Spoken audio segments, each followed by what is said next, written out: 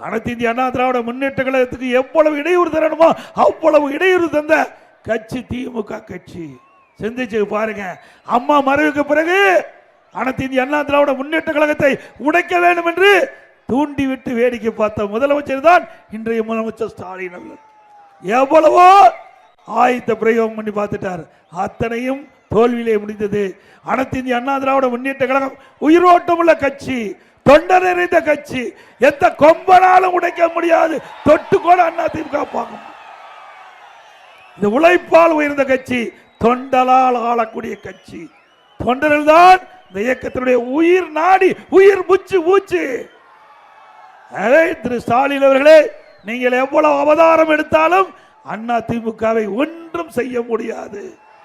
எப்படி காற்றை தடை பண்ண முடியாது, அதுபோல அண்ணா திமுகவுடைய வளர்ச்சியை எவராலும் தடை போட முடியாது. அனைத்து இந்திய அண்ணா திராவிட முன்னேற்ற கழக தலைவர் பொன்மலை செம்மல் புரட்சி தலைவர் எம்ஜிஆர் அவருக்கு வாரிசு இல்ல, நாம் தான் வாரிசு, மக்கள் தான் வாரிசு. இதுவே புரட்சி தலைவர் அம்மா அவருக்கு வாரிசு இல்ல, நாம் தான் வாரிசு.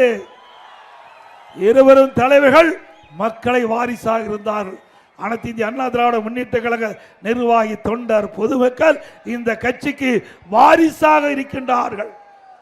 நம்ம கட்சி இப்படி, திமுக கட்சி எப்படி? குடும்ப கட்சி.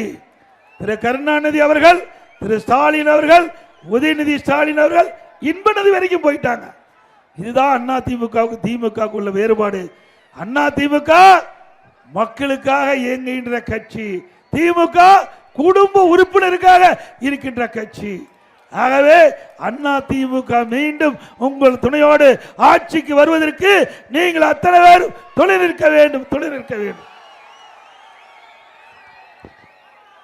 இன்றைக்கு மன்னர் ஆட்சி முடிவு கட்டி பல ஆண்டுகள் ஆகிவிட்டது. இந்திய நாட்டில் மீண்டும் தமிழகத்தில் ஒரு மன்னர் ஆட்சி கொண்டு வருவதற்கு திராவிட முன்னேற்ற கழகம் துடிக்கின்றது. அங்கே உழைப்பவர்களுக்கு மரியாதை கிடையாது. திராவிட முன்னேற்ற கழகத்திலே உழைப்பவர்களுக்கு மரியாதை கிடையாது.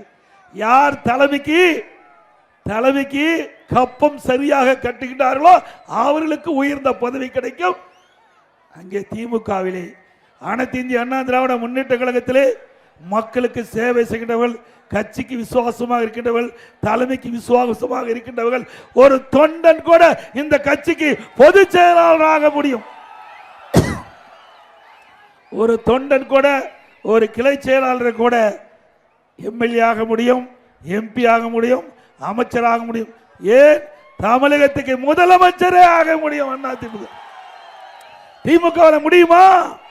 முடியுங்களா? அது ஒரு கார்பரேட் கம்பெனி, கட்சி இல்ல, கம்பெனி ஆக்கிட்டாங்க திமுகவை. பிளே ஸ்டோர் மற்றும் ஆப் ஸ்டோரில் இருந்து பாலிமர் செயலியை QR கோடு மூலம் பதிவிறக்கம் செய்யுங்கள். செய்திகளை உடனுக்குடன் பெறுங்கள்.